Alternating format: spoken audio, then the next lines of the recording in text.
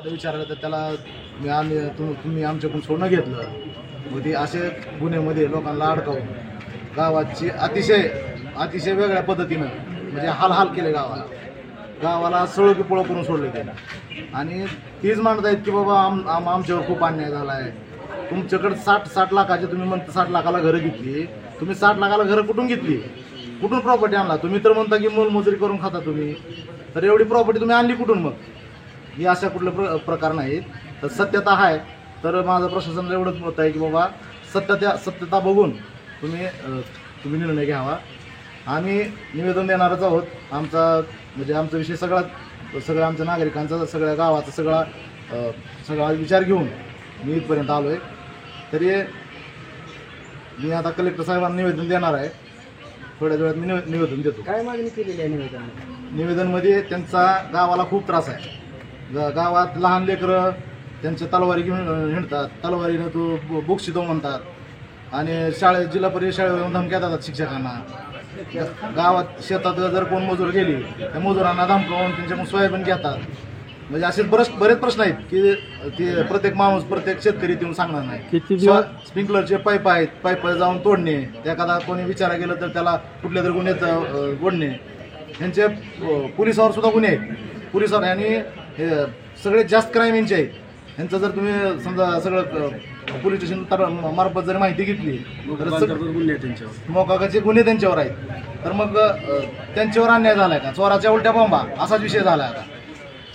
गेल्या 1 तासापासून तुम्ही जिल्हाधिकारी कार्यालयाच्या आवारात आहात. प्रशासनाच्या वतीनं तुम्हाला भेटण्यासाठी कोणी आलं आहे का? तुमचं गाणं ऐकण्यासाठी कोणी आलेलं आहे? सध्या तरी कोणी आलेलं नाही. पण किती वर्ष झालं ही प्रकार चालू आहे? ही कमीत कमी 5-6 वर्ष झालं ही चालू आहे. कधी मध्ये मागं बऱ्याच दिवसापासून येत जात होते, तेव्हा त्याच्या अगोदरपासून असंच करायचे. शेतात महिलांना भीती दाखवायची तलवारीनं. आणि म्हणजे बरेच प्रकार आहेत त्यांचे. म्हणजे असं जर प्रत्येकाला विचारलं, प्रत्येकाकडे वेगवेगळा विषय गावात तुम्ही ऐका की तुम्ही ह्याच्या आधीवर काय निवेदन वगैरे नाही का दिलं? नाही, आम्ही निवेदन नाही दिलं, कारण की प्रत्येक जण असेच भूमिकेमध्ये होतं की जाऊ द्या, कशाला आपण हे करायचं. प्रत्येक जण संसार असतो, प्रत्येकाला भीतीदायक वातावरण निर्माण केलं. प्रत्येकाला म्हणजे कमरेला चाकू लावून हिंडणे, हे प्रत्येकाचे म्हणजे ह्यांचे सगळे व्हिडिओ आहेत आमचे. आम्ही पुराव्यासहित बोलतो. त्यामुळं बाकीचं काही नाही. गावात CCTV आहे, गावात नियंत्रण केलं जातं. काय त्यातून तुम्हाला प्रशासनाला समोर आणून देणार आहेत? प्रशासनाला यांना म्हणजे मोका लावून यांची कायदेशीर जी कारवाई करता येते तुम्हाला प्रशासनाला, ती त्यांनी करावी, एवढंच मी या वतीनं बोलतो. ग्रामसभा झाली असं म्हणणं होतं. काय ग्रामसभेचं म्हणजे सर्वांना माहीत आहे, ग्रामसभेची प्रोसेस वेगळी असते. ग्रामसभा ही सरपंच आणि ग्रामसेवक समजा 2 दिवस 3 दिवस अगोदर समजा नोटीस काढतात. त्या नोटीसप्रमाणे ग्रामसभेचं नियोजन असते. तर तसं कुठलंच नियोजन नव्हतं. ही गावानं घेतलेली एक म्हणजे सभा होती, गाव चर्चेत होतं. ही असं ग्रामसभेचा एक कुठला काही विषय नाही. तुमच्या गावापासून गावाच्या 10 किलोमीटरच्या परिघामध्ये लोकप्रतिनिधी राहतात, खासदार आमदार असतील, त्यांनी तुमच्याशी संपर्क साधलाय का? तुम्ही त्यांच्यापर्यंत गेलतात का? नाही, सध्या तरी कोणासोबत संपर्क नाही केला आम्ही, कारण की स्वतः गाव आमचं सक्षम झालेलं आहे. त्यामुळं आम्ही सध्या आलो.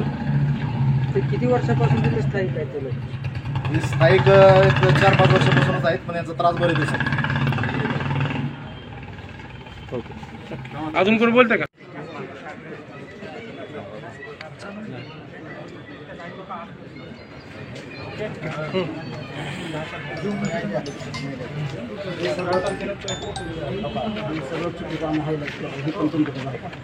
हायलाईट केलं. ही व्यक्तीच आमच्या गावात नाही. आता काय ही व्यक्तीच नाहीत हायलाईट केले. आम्ही ग्रामपंचायतचा आणखी ठराव घेतलाच नाही. अजून ग्रामपंचायतीमध्ये काय आहे, आपलं सोमवारी बैठक गाव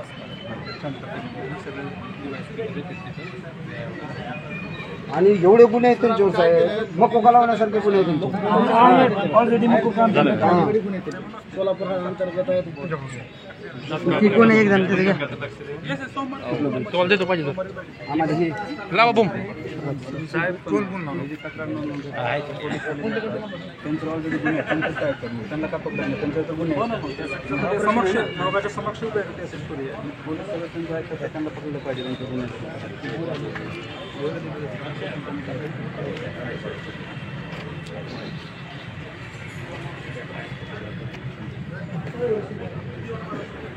सर 1-2 मिनिट तुमची प्रतिक्रिया घ्या. प्रशासनाने निवेदन स्वीकारले आणि बैठक ठेवली जे म्हणलं नंतर तेच घ्या फक्त.